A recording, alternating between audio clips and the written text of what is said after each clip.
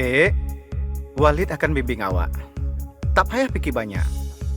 Walid punya rumah, kereta, banglo, dan duit pun banyak. Itu semua punya Walid? Tak, Aduh, Walid. Bila saya kahwin dengan Walid, saya macam tinggal dengan atuk-atuk.